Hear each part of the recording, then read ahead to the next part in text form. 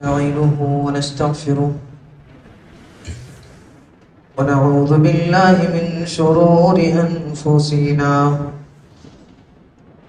ومن سيئات أعمالنا. من يهده الله فلا مضل له ومن يضلل فلا هادي له. وأشهد أن لا إله إلا الله وحده لا شريك له، وأشهد أن محمدا عبده ورسوله أرسله بالحق بشيرا ونذيرا. أما بعد، فإن خير الحديث كتاب الله، وخير الهدي هدي محمد صلى الله عليه وسلم. فأعوذ بالله السميع العليم من الشيطان الرجيم. بسم الله الرحمن الرحيم. وقال قرينه هذا ما لدي عتيد. ألقيا في جهنم كل كفار عنيد مناع للخير معتد مريب. الذي جعل مع الله إلها آخر فألقياه في العذاب الشديد. قال قرينه ربنا ما أطغيته ولكن كان في ضلال بعيد. قال لا تختصموا لدي وقد قدمت إليكم بالوعيد. ما يبدل القول لدي وما أنا بظلام للعبيد. يوم نقول لجهنم هل امتلأت وتقول هل من مزيد. وأزلفت الجنة للمتقين غير بعيد. هذا ما توعدون لكل أواب حفيظ. من خشي الرحمن بالغيب وجاء بقلب منيب. ادخلوها بسلام ذلك يوم الخلود.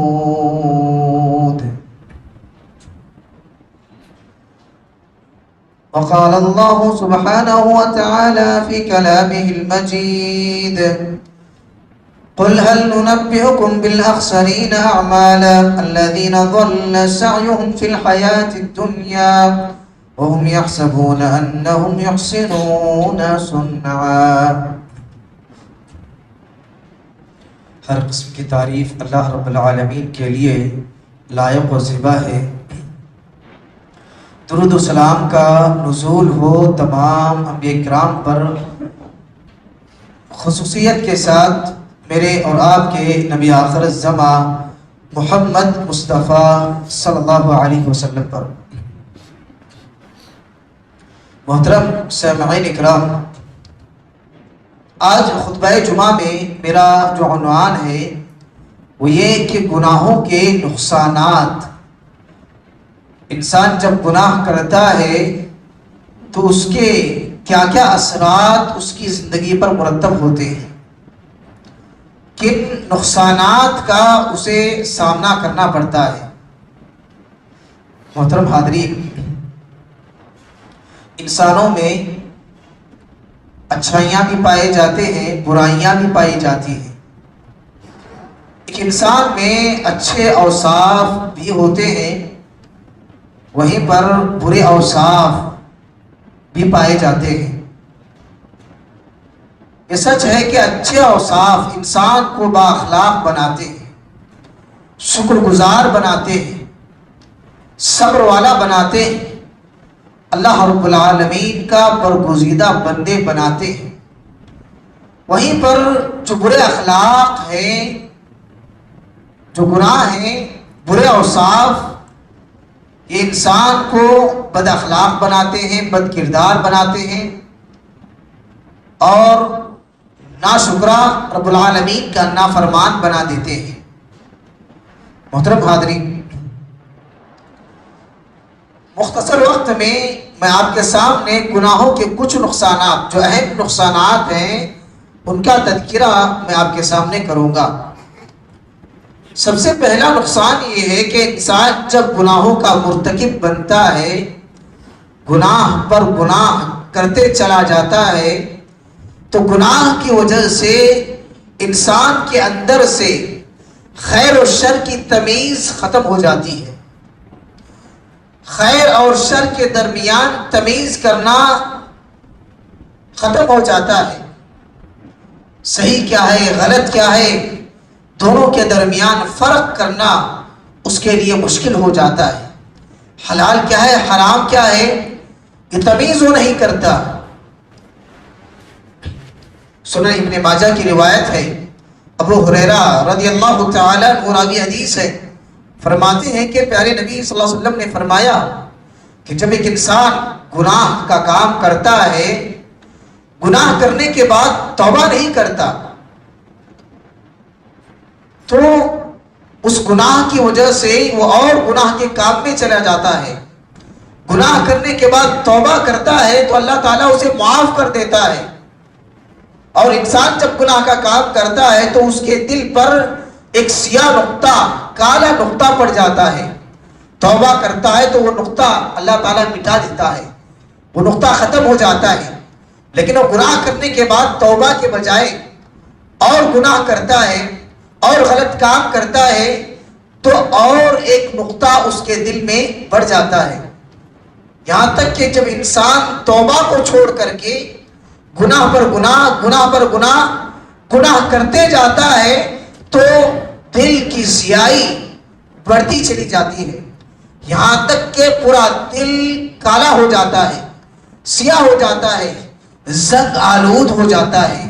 جب دل زنگ آلود ہو جائے، سیاہ ہو جائے، اس کے بعد صحیح غلط میں تمیز کرنا وہ چھوڑ دیتا ہے، خیر اور شر کے درمیان تمیز کرنا چھوڑ دیتا ہے، حلال کیا ہے، حرام کیا ہے، کچھ نہیں دیکھتا، گناہ کے کاموں میں ایسے ہی بڑھتا چلا جاتا ہے۔ اسی لیے اللہ نے قرآن مجید میں سورہ مطففین میں بعض ایسے لوگوں کے دل کا تذکرہ کیا جو نافرمانی کے کام کرتے ہیں، آخرت کا انکار کرتے ہیں، قرآن مجید کا مذاق اڑاتے ہیں اور گناہ کے کاموں میں حد سے تجاوز کر جاتے ہیں۔ اللہ نے ایسے ہی لوگوں کا تذکرہ کرتے ہوئے فرمایا کلا بل ران علی قلوبہم ما کانوا یکسبون، کہ انہوں نے جو گناہ کا ارتکاب کیا ہے، ان گناہوں کے ارتکاب کی وجہ سے ان کے دل زنگ آلود ہو گئے ہیں، ان کے دل سیاہ ہو گئے ہیں، اسی بنا پر وہ آخرت پر ایمان نہیں لاتے، اللہ رب العالمین کے فرما بردار نہیں بنتے، اور قرآن مجید کی باتوں پر عمل کرنے کے بجائے اس کا مذاق اڑاتے ہیں، ہنسی مذاق کرتے ہیں۔ محترم سامعین، تو گناہ کا یہ اہم نقصان ہے کہ انسان صحیح غلط میں تمیز کرنا چھوڑ دیتا ہے۔ اسی طرح اللہ رب العالمین نے قرآن مجید میں ایک اور مقام پر فرمایا وَمَن يَعْشُ عَن ذِكْرِ الرَّحْمَنِ نُقَيِّضْ لَهُ شَيْطَانًا فَهُوَ لَهُ قَرِينٌ وَإِنَّهُمْ لَيَصُدُّونَهُمْ عَنِ السَّبِيلِ وَيَحْسَبُونَ أَنَّهُمْ مُهْتَدُونَ، کہ جب ایک آدمی اللہ کی یاد سے، رحمان سے غافل ہو جاتا ہے، رحمان کے ذکر سے غافل ہو جاتا ہے۔ رحمان کے ذکر سے غافل ہونے کا کیا مطلب؟ یعنی انسان نمازوں کو چھوڑ دیتا ہے، ذکر و اذکار کو چھوڑ دیتا ہے، صدقہ و خیرات کو چھوڑ دیتا ہے، لوگوں کے ساتھ اچھائی کے ساتھ پیش آنا ترک کر دیتا ہے، اور ان تمام اچھائیوں کو چھوڑ کر کے گناہ کے کاموں میں لگ جاتا ہے۔ جب انسان گناہ کے کاموں میں لگ جاتا ہے تو اللہ نے فرمایا نقید لہو شیطانا، کہ ہم اس کے ساتھ ایک شیطان کو لگا دیتے ہیں، اس کے ساتھ ایک شیطان مقرر کرتے ہیں، فہو لہو قرین، اور وہ شیطان ہی اس کا دوست بن جاتا ہے، شیطان ہی اس کا دوست بن جاتا ہے۔ وَإِنَّهُمْ لَيَصُدُّونَهُمْ عَنِ السَّبِيلِ، شیطان کیا کرتا ہے؟ اسے صحیح راستے سے بھٹکاتا ہے، صحیح راستے پر نہیں لے جاتا، گمراہی کے راستے پر چلاتا ہے۔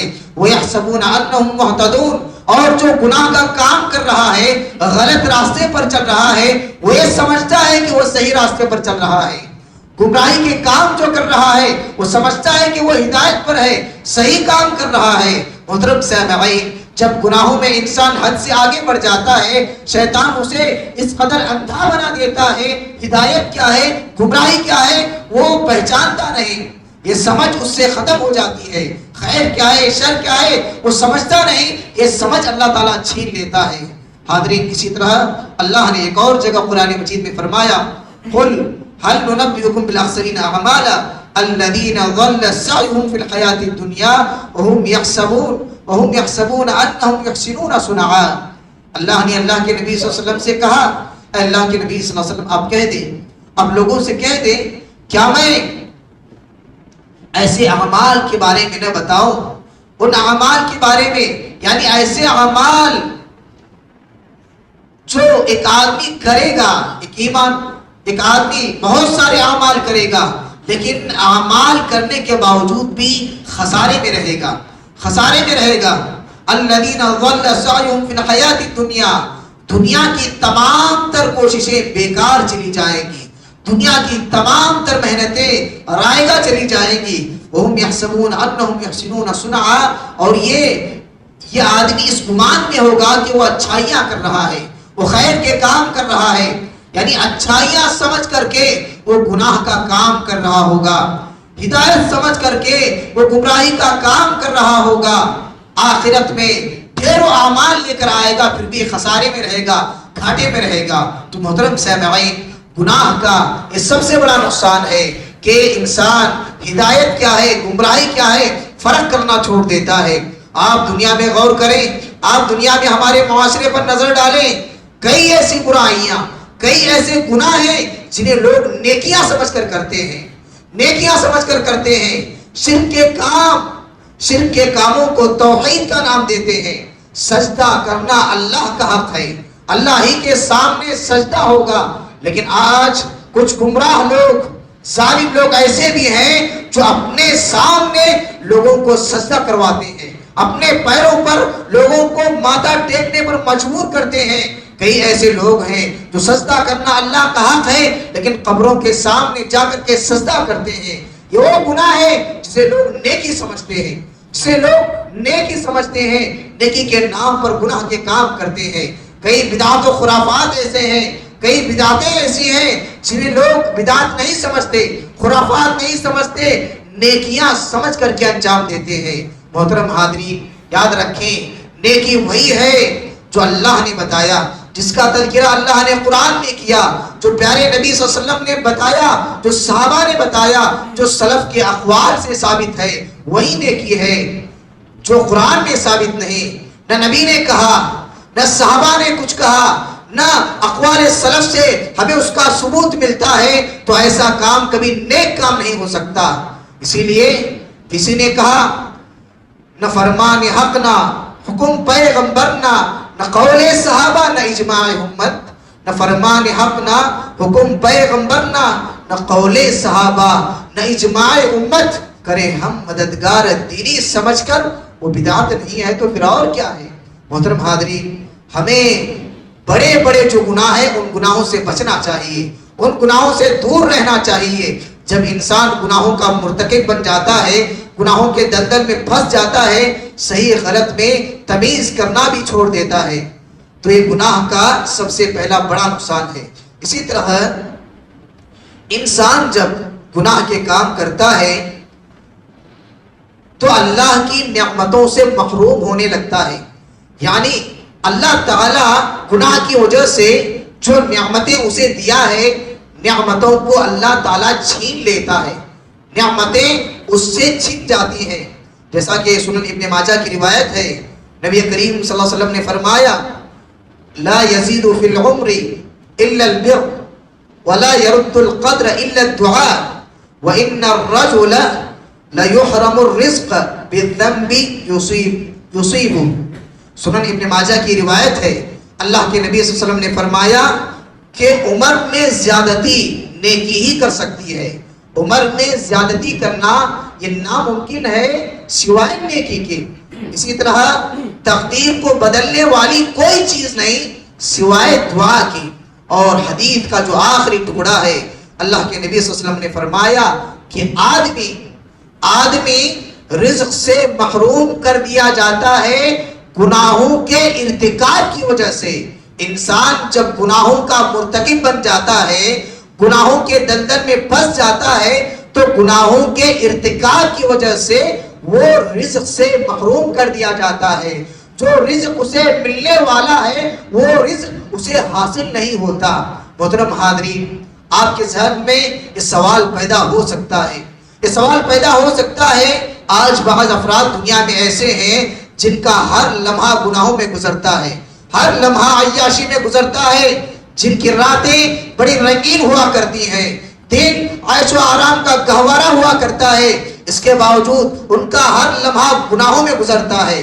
وہ جب اتنے زیادہ گناہ کرتے ہیں پھر بھی عیش و آرام کی زندگی کیوں گزار رہے ہیں؟ اتنے زیادہ وہ گناہ کے کاموں میں ملوث ہیں تو ہر لمحہ انہیں چین و سکون کیوں عطا ہو رہا ہے؟ ان کی راتیں رنگین کیوں گزر رہی ہیں؟ یہ سوال پیدا ہو سکتا ہے. محترم حاضرین، یاد رکھیں، یہاں پر رزق سے مراد ایسا رزق ہے جو انسان کی دنیا بھی بنائے، آخرت بھی بنائے. ایسا رزق جس ہمارا جو ٹارگٹ ہے، جو مقصد ہے، جس مقصد سے ہم دنیا میں آئے ہیں، اس مقصد کو کامیاب بنانے والا رزق مراد ہے. یعنی حلال طریقے سے کمایا گیا رزق، حلال طریقے سے کمانے کی توفیق. یقیناً دنیا چاہے جتنی بھی رنگین ہو جائے، آخرت کی زندگی کے مقابلے میں بالکل پھیکی ہے. دنیا چاہے جتنی بھی عیش و آرام والی ہو جائے، آخرت کے مقابلے میں اس کی کچھ بھی حیثیت نہیں. پیارے نبی صلی اللہ علیہ وسلم ایک مرتبہ ایک بکری کے پاس سے گزر رہے تھے، مری پڑی تھی، مردہ بکری تھی. آپ نے کہا، صحابہ اکرام سے کہا کہ دیکھو یہ جیسی بکری مردار پڑی ہوئی ہے، دنیا والوں کی نگاہ میں اس کی کچھ بھی حیثیت نہیں، اسی طرح اللہ کے نگاہوں میں آخرت کے مقابلے میں دنیا کی زندگی کی بھی کچھ حیثیت نہیں. آخرت کی زندگی یہ وہ زندگی ہے، ایک لمحہ اللہ تعالیٰ ایسے آدمی کو جس نے دنیا میں کبھی چین پایا نہیں، جس کی دنیا غموں میں گزری، تکلیفوں میں گزری، مصیبتوں میں گزری، جس نے دنیا میں کبھی چین نہیں دیکھا، ایسے آدمی کو ایک لمحے کے لیے آخرت کی زندگی میں داخل کرے گا، آخرت کا عیش و آرام عطا کرے گا. ایک لمحے کے بعد اسے نکالے گا تو وہ کہے گا، اے اللہ، ایک لمحہ آخرت کی زندگی کا مزہ چکھنے کے بعد مجھے ایسا محسوس ہو رہا ہے میں نے دنیا میں کبھی غم نہیں دیکھا، میں نے دنیا میں کبھی مصیبت نہیں دیکھی، دنیا میں مجھ پر کبھی تکلیف آئی ہی نہیں. تو وہ آخرت کی زندگی ہے، دنیا کے سارے غموں کو بھلا دے گی، اتنا عیش و آرام والی زندگی. محترم سامعین، ہم دنیا میں آئے ہیں آخرت کی تیاری کے لیے. یقیناً انسان گناہوں کا ارتکاب کرتا ہے تو اللہ تعالیٰ حلال رزق کی توفیق اسے نہیں دیتا، حلال طریقے سے کمانے کی توفیق اسے نہیں دیتا. تو حاضرین، ہمیں آخرت بنانا ہے. یقیناً انسان اگر گناہوں سے بچتا ہے تبھی جا کر اسے حلال کمائی کی توفیق نصیب ہوتی ہے. تو ہمیں گناہوں سے بچنا چاہیے. گناہ کا انسان جیسے جیسے ارتکاب کرتا ہے ویسے ویسے اللہ تعالیٰ اسے نعمتیں چھین لیتا ہے. آپ جانتے ہیں آدم علیہ السلام دنیا کے سب سے پہلے انسان ہیں اور سب سے پہلے پیغمبر ہیں. یہی وہ پیغمبر ہیں، اللہ نے فرشتوں کو حکم دیا تھا کہ آدم کے آگے سجدہ کرو، اور یہ حق آدم علیہ السلام ہی کو حاصل ہے. آدم علیہ السلام نے ایک معمولی غلطی کا ارتکاب کیا تھا. اللہ نے ایک درخت کے پھل کھانے سے منع کیا، مت کھاؤ. شیطان کے بہکاوے میں آ کر آدم علیہ السلام نے کھا لیا. تو اللہ نے کیا کیا؟ جنت جیسی عظیم نعمت سے اللہ نے ان کو محروم کر دیا، جنت سے اللہ نے نکال دیا. محترم حاضرین، اندازہ لگائیں، ایک غلطی کی بنا پر، ایک معمولی خطا کی بنا پر آدم علیہ السلام جنت جیسی عظیم نعمت سے محروم ہو گئے تھے. آج میں اور آپ کتنے گناہ کے کام کرتے ہیں، کتنی غلطیاں کرتے ہیں. ایک پیغمبر ہوتے ہوئے ایک معمولی سی غلطی کی بنا پر جنت سے نکالا جاتا ہے تو سوچو میرے اور آپ کا کیا انجام ہوتا ہوگا. حاضرین، یہ اور بات ہے، آدم علیہ السلام نے بعد میں اپنی غلطی کا احساس کر کے اللہ سے ایسی معافی مانگی، ایسا توبہ و استغفار کیا، ربنا ظلمنا انفسنا وان لم تغفر لنا وترحمنا لنكونن من الخاسرین، اللہ کے آگے گڑ گڑایا، اللہ نے انہیں معاف کر کے پھر سے دوبارہ جنت کو عطا کیا۔ حاضرین یاد رکھیں، انسان جس قدر گناہ کے کام کرتا ہے اسی قدر وہ اللہ کی نعمتوں سے محروم ہوتا ہے۔ آپ جانتے ہیں قارون، اللہ رب العالمین نے اسے خزانہ عطا کیا تھا، بڑے خزانوں کا وہ مالک تھا، لیکن جب وہ غرور اور تکبر کے اندر مبتلا ہو گیا، غرور میں آ گیا، گھمنڈ میں آ گیا، میرے پاس اتنا مال ہے، اتنا خزانہ ہے، میں نے اپنی محنت سے، اپنے تجربے سے، اپنے علم سے اتنا سارا مال کمایا ہے، اتنا سارا خزانہ جمع کیا ہے۔ وہ جب اللہ کی نعمتوں کی ناشکری کرنے لگا، نافرمانی پر آ گیا، تو اللہ نے اسے کیا کیا؟ فخسفنا به وبداره الارض، اللہ نے اسے اس کے گھر سمیت، محل سمیت، خزانے سمیت زمین میں دھسا دیا، زمین میں اللہ نے اسے دھسا دیا۔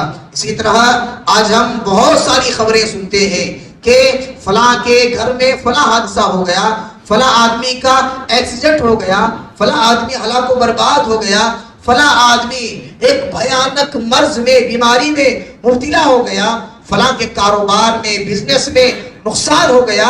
حاضرین اس کے بہت سارے اسباب ہو سکتے ہیں، لیکن ایک اہم ترین جو سبب ہے وہ کیا ہے؟ اہم ترین سبب گناہوں کا ارتکاب ہے۔ انسان گناہوں کا جب مرتکب بن جاتا ہے تو وہ اللہ کی نعمتوں سے محروم ہونے لگتا ہے۔ اللہ نے قرآن مجید میں فرمایا وَمَا أَصَابَكُم مِّن مُّصِيبَةٍ فَبِمَا كَسَبَتْ أَيْدِيكُمْ وَيَعْفُو عَن كَثِيرٍ، اللہ نے فرمایا انسانوں پر جو بھی مصیبتیں آتی ہیں وہ انہی کے ہاتھوں کی کمائی ہے، جو کرتے ہیں، جیسا کرتے ہیں ویسے اللہ تعالیٰ بدلہ دیتا ہے۔ بعض گناہوں کے ارتکاب کی وجہ سے اللہ تعالیٰ انسانوں کو دنیا ہی میں سزا دیتا ہے، نعمتوں کو چھین لیتا ہے انہیں احساس دلانے کے لیے۔ وَيَعْفُو عَن كَثِيرٍ، لیکن اللہ تعالیٰ اتنا زیادہ مہربان ہے، اتنا زیادہ رحم کرنے والا ہے، وہ لوگوں کی بہت ساری خطاؤں کو معاف کر دیتا ہے۔ اب دیکھیں اس آیت میں غور کریں، اللہ نے فرمایا وَيَعْفُو عَن كَثِيرٍ، انسانوں کی بہت ساری خطاؤں کو اللہ تعالیٰ معاف کرتا ہے۔ اگر ہر غلطی پر مواخذہ اللہ تعالیٰ کرے تو شاید دنیا میں کوئی انسان باقی نہ پائے، شاید کہ کوئی انسان دنیا میں زندگی جی پائے۔ اللہ تعالیٰ بہت سارے گناہوں کو معاف کرتا ہے، کچھ گناہوں کا اللہ تعالیٰ مواخذہ کرتا ہے، تھوڑے گناہوں کا مواخذہ کرتا ہے، تھوڑے گناہوں کی سزا اللہ دنیا میں دیتا ہے تاکہ وہ سیدھے راستے پر آئے، تاکہ اسے احساس ہو جائے، وہ سمجھ جائے، گناہ کے کاموں کو چھوڑ دے۔ محترم حاضرین، اسی طرح گناہ کی وجہ سے انسان جب گناہوں کا ارتکاب کرتا ہے، گناہوں کا ایک نقصان یہ بھی ہوتا ہے، انسان جو ہے بیماریوں کے اندر مبتلا ہو جاتا ہے، گناہوں کی وجہ سے بیماریوں میں مبتلا ہو جاتا ہے۔ سنن ابن ماجہ کی روایت ہے، پیارے نبی صلی اللہ علیہ وسلم نے فرمایا ما ظهرت الفاحشة في قوم حتى اعلنوا بها الا ابتلوا بالطاعون والاوجاع التي لم تكن في اسلافهم الذين مضوا۔ پیارے نبی صلی اللہ علیہ وسلم نے فرمایا جب کسی قوم میں زنا کاری، بدکاری عام ہو جاتی ہے اور وہ برائی کا ارتکاب کھلے طور پر کرتے ہیں، علل اعلان برائی کا ارتکاب کرنے لگ جاتے ہیں، اللہ تعالیٰ ان پر طاعون اور ایسی ہلاک کرنے والی بیماریاں ان پر لائے گا، ایسی بیماریوں میں مبتلا کرے گا جو ان سے پہلے کے لوگوں پر نہیں تھی، جو ان سے پہلے لوگ جن بیماریوں میں مبتلا نہیں تھے ایسے نئے بیماریوں میں اللہ تعالیٰ مبتلا کر دے گا۔ محترم حاضرین غور کریں، اس حدیث میں آپ غور کریں کہ گناہوں کی وجہ سے اللہ تعالیٰ نئے بیماریوں کے اندر مبتلا کر دیتا ہے۔ کورونا وائرس کے گزرے ہوئے چند ہی مہینے ہوئے، ہم نے دیکھا کہ وہ دور کیسا دور تھا، کئی لوگ موت کے منہ میں چلے گئے، اور اسی طرح کئی ایسے گناہ ہیں جن کی وجہ سے بیماریاں انسانوں میں پیدا ہوئی ہیں اور آج بھی ہو رہی ہیں۔ ایڈز جو بیماری ہے کثرت زنا کی وجہ سے یہ بیماری پھیلتی ہے۔ اسی طرح کینسر وغیرہ کی جو بیماریاں ہیں جو نشہ چیزیں ہیں ان کے استعمال کی وجہ سے یہ بیماری پھیلتی ہے کینسر کی۔ آج کئی افراد ایسے ہیں جو نشہ آور چیزوں کا استعمال کرتے ہیں، نشہ آور چیزوں کا استعمال کرتے ہیں۔ بڑا افسوس ہوتا ہے اگر کوئی یہ کہتا ہے سگریٹ پینا، بیڑی پینا یہ حرام نہیں ہے بلکہ مکروہ ہے۔ محترم حاضرین، ایسے غلط فتاووں سے ہمیں بچنا چاہیے۔ بیڑی پینا، سگریٹ پینا یہ انسان کو کینسر کی بیماری میں مبتلا کر دیتا ہے۔ تو سوچیں، ایک ایسا عمل جس بنا پر انسان کینسر کی بیماری میں مبتلا ہوتا ہے، وہ عمل مکروہ کیسے ہو سکتا ہے؟ اس کے حرام ہونے میں کوئی شک نہیں، جیسے دن کے دن ہونے میں کوئی شک نہیں، اسی طرح سگریٹ بیڑی کے حرام ہونے میں بھی کوئی شک نہیں۔ اللہ نے فرمایا وَلَا تُلْقُوا بِأَيْدِيكُمْ إِلَى التَّهْلُكَةِ کہ تم اپنے آپ کو ہلاکت میں نہ ڈالو، اپنے آپ کو نقصان میں نہ ڈالو۔ سگریٹ بیڑی کی وجہ سے انسان کئی بیماریوں کے اندر مبتلا ہوتا ہے اور اپنے آپ کو ہلاکت میں ڈالتا ہے، اپنے آپ کو نقصان میں ڈالتا ہے، اور نقصان میں ڈالنا یہ اللہ کے حکم کی خلاف ورزی کرنا ہے۔ اللہ نے جان دیا ہے تو اللہ تعالیٰ یہ حکم دیتا ہے اپنی جانوں کی حفاظت کرو، اپنے جانوں کی حفاظت کرو، اپنی ہی نہیں بلکہ دوسرے انسانوں کی جانوں کی بھی حفاظت کرو۔ جو انسان کسی دنیا میں ایک انسان کو زندگی عطا کرتا ہے، سارے دنیا کے انسانوں کو زندگی دینے کا اجر اسے ملے گا۔ تو محترم صاحب، انسان جب گناہوں کا ارتکاب کرتا ہے تو طرح طرح کی بیماریوں کے اندر وہ مبتلا ہو جاتا ہے، اسی لیے بھی ہمیں گناہوں سے بچنا چاہیے۔ گناہ کا ایک نقصان یہ بھی ہے کہ اللہ رب العالمین جو گناہ کا ارتکاب کرتا ہے، گناہوں میں پڑے رہتا ہے، ایسے انسان کے تعلق سے ایمان والوں کے دلوں میں اللہ تعالیٰ نفرت پیدا کر دیتا ہے۔ جو اللہ کے نیک بندے ہیں، ایمان والے ایسے گنہگار بندے سے نفرت کرنے لگتے ہیں، جیسا کہ صحیح مسلم کی مشہور روایت ہے۔ پیارے نبی صلی اللہ علیہ وسلم نے فرمایا کہ اللہ رب العالمین جب کسی بندے سے محبت کرتا ہے تو جبریل امین سے کہتا ہے کہ دنیا میں فلاں بندہ ہے، اس سے میں محبت کرتا ہوں، تم بھی محبت کرو۔ اور جبریل امین جب محبت کرنے لگتے ہیں تو اللہ رب العالمین تو جبریل امین آسمان والوں میں اعلان کرتے ہیں کہ دنیا میں فلاں بندہ ہے، اللہ اس سے محبت کرتا ہے، تم بھی محبت کرو۔ تو آسمان والے فرشتے اس آدمی سے محبت کرنے لگتے ہیں۔ اسی طرح دنیا والوں کے دلوں میں بھی نیک جو لوگ ہیں ان کے دلوں میں اس آدمی کے تعلق سے محبت ڈال دی جاتی ہے۔ وہیں پر جو انسان برا ہے، نافرمان ہے، گناہوں کا مرتکب کرتا ہے، ہمیشہ اللہ تعالیٰ اسے ناپسند کرنے لگتا ہے، اللہ رب العالمین اسے نفرت کرنے لگتا ہے۔ جبریل امین کو حکم دیتا ہے کہ دنیا میں فلاں آدمی ہے، بڑا گنہگار ہے، نافرمان ہے، میں اس سے نفرت کرتا ہوں، تم بھی نفرت کرو۔ جبریل امین نفرت کرنے لگتے ہیں، آسمان میں اعلان کرتے ہیں کہ دنیا میں فلاں آدمی ہے جو بڑا نافرمان ہے، اللہ اس سے نفرت کرتا ہے، تم بھی نفرت کرو۔ سارے آسمان والے اس سے نفرت کرنے لگتے ہیں، یہاں تک کہ دنیا میں جو نیک لوگ ہیں ان کے دلوں میں بھی اس نافرمان کے تعلق سے نفرت ڈال دی جاتی ہے۔ تو حاضرین، ایمان والوں کی محبت حاصل کرنا یہ بڑا کمال ہے۔ جب انسان گناہوں کا مرتکب بن جاتا ہے تو اللہ رب العالمین ایمان والوں کے دلوں میں اس آدمی کے بارے میں نفرت ڈال دیتا ہے، نفرت پیدا کرتا ہے۔ اسی طرح انسان جب گناہوں کا ارتکاب کرتا ہے، گناہوں کا ارتکاب کرنا رب العالمین کے عذاب کو دعوت دینا ہے۔ اللہ رب العالمین کے عذاب میں وہ شخص مبتلا ہوتا ہے۔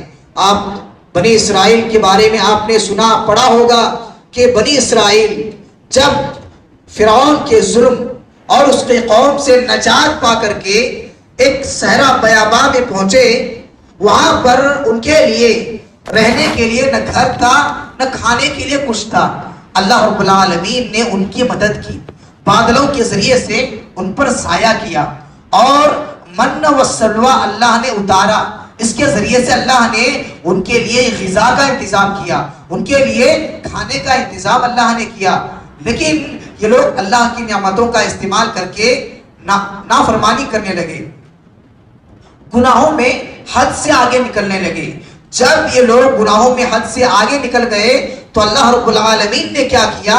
اللہ رب العالمین نے آسمان سے ان پر عذاب نازل کیا۔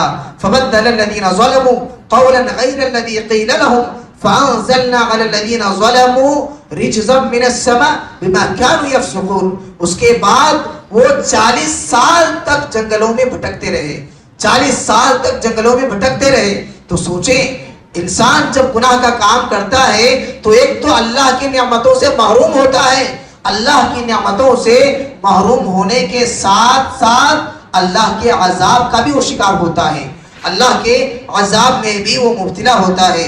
محترم سامعین، گناہ کا ایک اہم نقصان یہ بھی ہے کہ گناہ کی وجہ سے انسان جو ہے آخرت سے غافل ہو جاتا ہے، اپنی آخرت کو تباہ و برباد کر بیٹھتا ہے. سنن ابن ماجہ کی روایت ہے، کتاب الزہد کی روایت ہے، پیارے نبی صلی اللہ علیہ وسلم حضرت عائشہ رضی اللہ تعالی عنہا سے خطاب کر کے فرماتے ہیں، اے عائشہ رضی اللہ عنہا، کسی گناہ کو معمولی نہ سمجھنا، کسی گناہ کو حقیر نہ سمجھنا. ہر ایک انسان کے پاس فرشتہ مقرر ہے، تمہارے ہر گناہ کو وہ شمار کر رہا ہے، ہر گناہ کو وہ شمار کر رہا ہے، ہر گناہ کو لکھ رہا ہے. اسی لیے ہر گناہ سے بچنا، کسی گناہ کو بھی معمولی نہ سمجھنا. اسی طرح صحیح الترغیب و ترہیب کی روایت ہے، پیارے نبی صلی اللہ علیہ وسلم ایک مرتبہ صحابہ کی جماعت کو مخاطب کر کے فرماتے ہیں کہ صحابہ گناہوں سے اپنے آپ کو بچاؤ، اور کہا کہ گناہوں کو معمولی نہ سمجھو، اس لیے کہ انسان کا ایک ایک گناہ جب نامہ اعمال میں جمع ہو جاتا ہے، نامہ اعمال میں جمع ہو جاتا ہے تو یہ ایک ایک گناہ کئی گناہ بن کے آدمی کو ہلاک و برباد کر دیتے ہیں، آخرت کی کامیابی سے محروم کر دیتے ہیں، آخرت میں ناکام بنا دیتے ہیں. محترم سامعین، جب پیارے نبی صلی اللہ علیہ وسلم کا انتقال ہو گیا، اللہ کے نبی کے انتقال کے بعد صحابہ اکرام کی حالت، لوگوں کی حالت تھوڑا سا بدل گئی، لوگوں کی حالت تھوڑا سا بدل گئی. ان کی ایمانی کیفیت اور عمل میں تھوڑا سا بدلاؤ آ گیا. چھوٹی موٹی غلطیاں ان سے سرزد ہونے لگی، چھوٹی موٹی غلطیاں وہ کرنے لگے. انس رضی اللہ تعالی عنہ صحابہ اکرام کی اس حالت کو دیکھ کر کے کہنے لگے کہ تم اب جو معمولی سمجھ کر جو گناہ کر رہے ہو، جو غلط کام کر رہے ہو، کیا آپ نہیں جانتے اسی گناہ کو ہم نبی صلی اللہ علیہ وسلم کی موجودگی میں، نبی کی زندگی میں انہیں گناہوں کو ہلاکت کا ذریعہ سمجھتے تھے، ہلاکت کا باعث سمجھتے تھے. لیکن اب یہ گناہ، یہ غلط کام تم معمولی سمجھ کر کے انجام دے رہے ہو. کیا تم اپنی آخرت کی فکر نہیں کرتے، اپنی آخرت کی ہلاکت کی فکر نہیں کرتے؟ محترم سامعین، غور کرنے کی بات یہ ہے، صحابہ کا جو زمانہ ہے، اللہ کے نبی نے کہا خیر القرون قرنی ثم الذین یلونہم ثم الذین یلونہم. اللہ کے نبی نے کہا تھا کہ میرا زمانہ سب سے بہترین زمانہ ہے، صحابہ کا زمانہ، تابعین کا زمانہ، تبع تابعین کا زمانہ سب سے بہترین زمانہ ہے. یہ گواہی اللہ کے نبی صلی اللہ علیہ وسلم نے دی تھی. انس رضی اللہ تعالیٰ عنہ اس زمانے میں، جس زمانے کو خیر کا زمانہ قرار دیا گیا، اس زمانے میں لوگوں کی معمولی غلطیوں کو دیکھ کر کے کہہ رہے ہیں کیا تمہیں اپنی آخرت کی فکر نہیں؟ کیا ان گناہوں کی وجہ سے تم اپنی آخرت کو برباد کرو گے؟ تو آپ سوچیں اگر انس بن مالک رضی اللہ تعالیٰ عنہ اس زمانے کو دیکھتے تو کیا کہتے؟ اس زمانے کو دیکھتے جس زمانے میں زناکاری، بدکاری، فحشکاری ہر جگہ عام ہے، گناہ کو گناہ نہیں سمجھا جاتا، اگر اس زمانے کو دیکھتے تو وہ کیا کہتے؟ محترم سامعین، بڑے افسوس کے ساتھ کہنا پڑتا ہے آج گناہوں کا رجحان بڑی تیزی کے ساتھ بڑھتا چلا جا رہا ہے. گانے، فلم بینی، یہ ساری چیزیں لوگوں میں عام ہوتی جا رہی ہیں. بڑی افسوس کی بات یہ ہے کہ قرآن و سنت پر عمل کرنے والے بھی ان گناہوں پر عمل کر رہے ہیں اور انہیں گناہ نہیں سمجھا جاتا، جبکہ یہ کبیرہ گناہوں میں سے ہے. آج دیکھیں اسلامک سکولز، اسلام کے نام سے سکولز اوپن ہوتے ہیں، اسلام کے نام سے اینیول ڈے میں میوزک بجتا ہے، گانے بجتے ہیں، بچوں کو نچوایا جاتا ہے.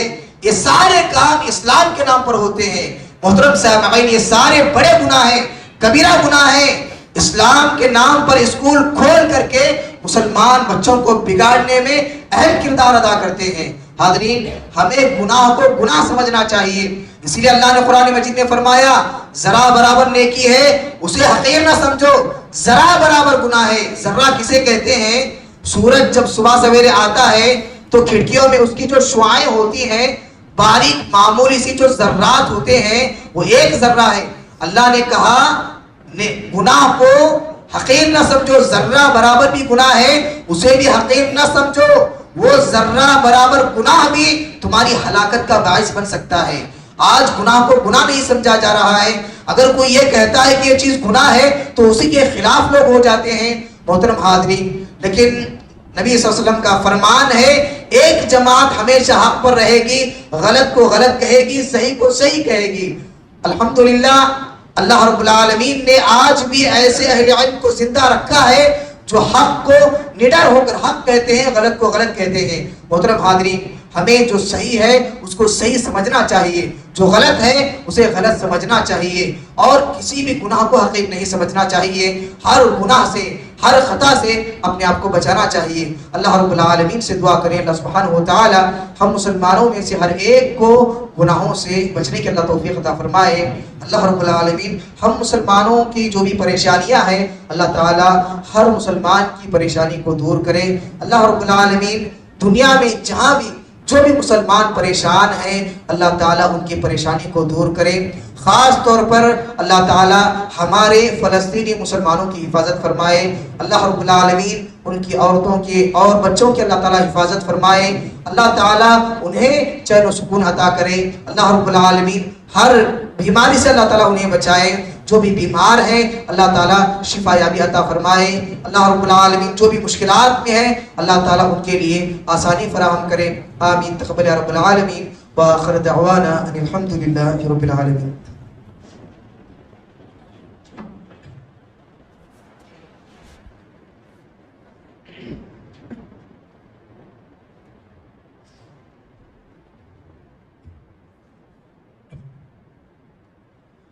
نحمده ونستعينه ونستغفره ونعوذ بالله من شرور أنفسنا ومن سيئات أعمالنا من يهده الله فلا مضل له ومن يضلل فلا هادي له وأشهد أن لا إله إلا الله وحده لا شريك له وأشهد أن محمدا عبده ورسوله أرسله بالحق بشيرا ونذيرا أما بعد فإن خير الحديث كتاب الله وخير الهدي هدي محمد صلى الله عليه وسلم فأعوذ بالله السميع العليم من الشيطان الرجيم بسم الله الرحمن الرحيم